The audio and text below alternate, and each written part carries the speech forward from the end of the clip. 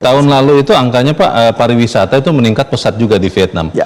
Sebetulnya apakah memang misalnya kita bandingkan dengan Indonesia langsung ya Pak, tidak apple to apple karena kita lebih besar memang. Tapi untuk destinasi wisata, lalu untuk sistemnya, untuk kemudahan berkunjung, itu apakah memang sebegitu pesatnya diperbaiki oleh Vietnam atau seperti apa Anda lihat? Oke, kalau pariwisata saya to some extent ikut terlibat karena zaman saya itu the second airlines of Vietnam yang sempat terkenal sebagai Bikini Airlines namanya Vietjet itu kan di launch kan tahun 2015 kalau nggak salah. Itu waktu itu kalau tidak salah cara marketing begitu ya di dalam pesawat ya.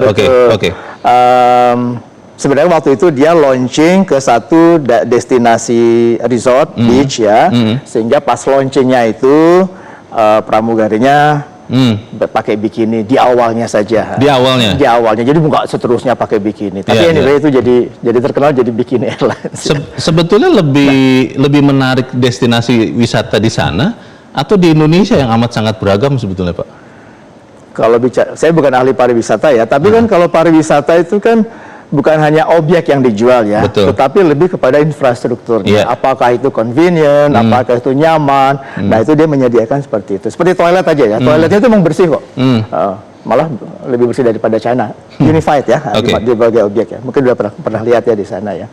Jadi zaman saya itu Vietjet itu berdiri dan agresif dalam mengembangkan destinasi-destinasi yang sifatnya direct flight termasuk Indonesia.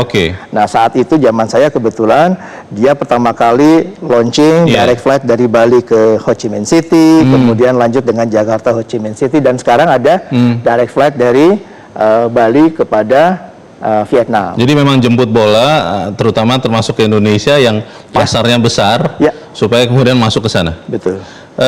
Terakhir Pak, sebelum saya tanya kepada narasumber yang lain, Pak Ibnu, apakah memang benar kunci dari kemajuan pertumbuhan ekonomi Vietnam itu karena tadi yang Anda sudah katakan juga otoritarian, karena satu komando, hanya ada satu partai, atau memang kesadaran bersama bahwa mereka memang harus maju lebih pesat?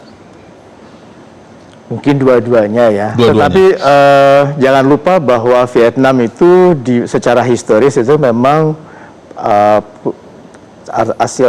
Vietnam Utara. Ini kan memang murni kan komunis ya. Nah, sementara selatan itu kan awalnya kan bukan komunis. Mereka terjadi unifikasi pada tahun 76 secara resmi menjadi satu. Setelah perang Vietnam ya? Setelah perang Vietnam. Nah, di situ memang asas satu komando itu dijalankan secara konsekuen.